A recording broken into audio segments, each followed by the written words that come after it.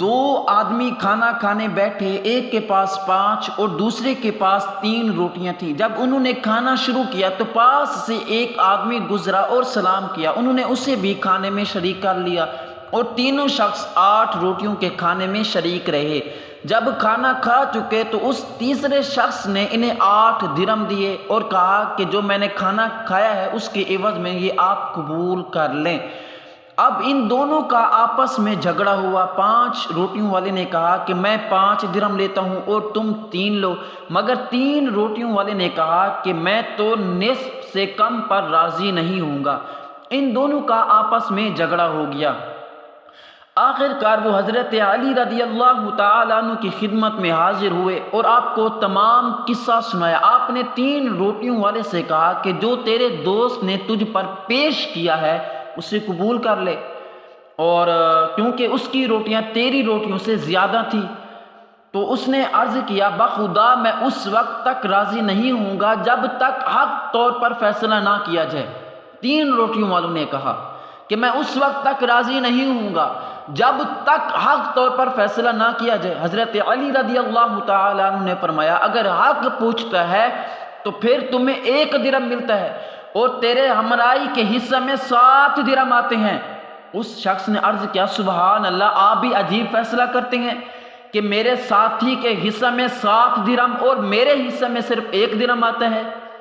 آپ نے فرمایا واقعی یہی بات ہے۔ اس نے عرض کیا اگر یہی بات ہے تو اچھا پھر یہ بات آپ مجھے سمجھا دیجئے کہ میرے حصے میں 1 درہم اور میرے ساتھ والے کے حصہ میں 7 درہم کیسے آتے ہیں؟ آپ نے فرمایا 8 روٹیوں کے 24 ٹکڑے ہوتے ہیں اور تم 3 شخص ہو، اور یہ تو معلوم ہی نہیں کہ تم میں سے کس نے زیادہ کھایا ہے اور کس نے کم، اسی لیے برابر ہی فرض کیا جائے گا، اور اس لحاظ سے تم نے 24 سے 8 ٹکڑے کھائے اور تمہاری روٹیوں کے 9 ٹکڑے بنتے ہیں۔ گویا تمہاری روٹیوں سے اس شخص نے 1 ٹکڑا کھایا اور تمہارے ساتھی نے بھی 8 ٹکڑے کھائے اور اس کی روٹیوں کے 15 ٹکڑے بنتے تھے، تو گویا اس کی روٹیوں سے اس شخص نے 7 ٹکڑے کھائے اور تمہاری روٹیوں سے اس نے 1 ٹکڑا کھایا، اسی لیے تمہیں 1 ٹکڑے کے بدلے میں 1 درہم مل جائے گا اور تمہارے ساتھی کو 7 درہم مل جائیں گے، کیونکہ اس کی روٹیوں کے اس نے 7 ٹکڑے کھائے تھے۔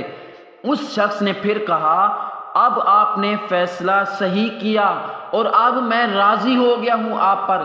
اگر ایسا فیصلہ کرنے والے ہمارے ملک میں پیدا ہو جائیں، حضرت جی ایسا فیصلہ کریں جیسا فیصلہ حضرت علی کرم اللہ وجہ الکریم نے کیا، تو پھر یہ جو غربت ہے، یہ جو دوسروں کا حق کھا رہے ہیں، یہ سب کچھ ختم ہو جائے گا۔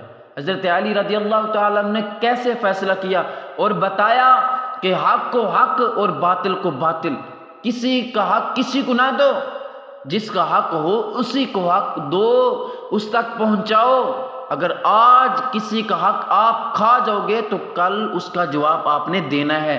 اللہ تعالی ہم سب کو حق طور پر فیصلہ کرنے کی توفیق عطا فرمائے۔